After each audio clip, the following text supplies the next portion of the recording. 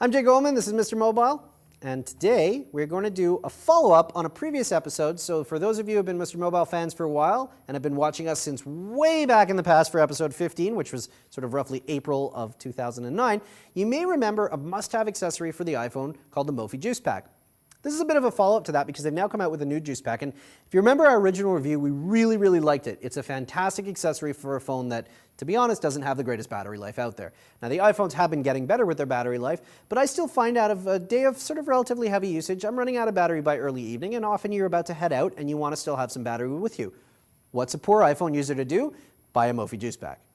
The original juice pack was more of a sled design that just slid onto the phone. It acted as an extra battery, but it wasn't really protective of the phone unless it happened to be, hit on the side where the juice pack itself was. And it was kind of bulky, so you could sort of still fit it in your pocket, but it wasn't really comfortable. Mophie has realized that that was a problem, and they have come out with the Juice Pack Air, which is what I have on this phone right here. And you may actually notice it's not a whole lot bigger than the iPhone on its own, or even the iPhone with a lot of other protective cases on it, but this does include an entire battery in the back side here that gives you roughly twice as much battery life as you would get out of the iPhone on its own. A few key features that are worth mentioning on this. One is that it really just easily slides on. If you've put a case on your iPhone before, putting this on is exactly the same thing. The top part here actually separates from it. That's how you kind of put it in and then pop the top part on. It's got cutouts in it for the important stuff, your headphone jack, the power button on your iPhone, volume controls and stuff on the side, camera on the back so you can still take photos. Down on the bottom side here, you've got a USB port. That's for charging up the juice pack. Very important note with the juice pack. It's the one thing about it that I'm not a huge fan of. Because there's no pass-through down here for Apple's universal connector, you can't charge your iPhone or sync your iPhone unless you're using the connector that's here. Now, this is kind of a pass-through, so if you want to sync your iPhone and you've got the case on, you can plug the USB cable that comes with the juice pack into your Mac and you can sync through that way. You can also charge the iPhone using that, but keep in mind that any accessories that are designed to work with the universal connector won't work once it's in the juice pack. Minor thing, you can always take it out and pop it in on its own, just something to keep in mind.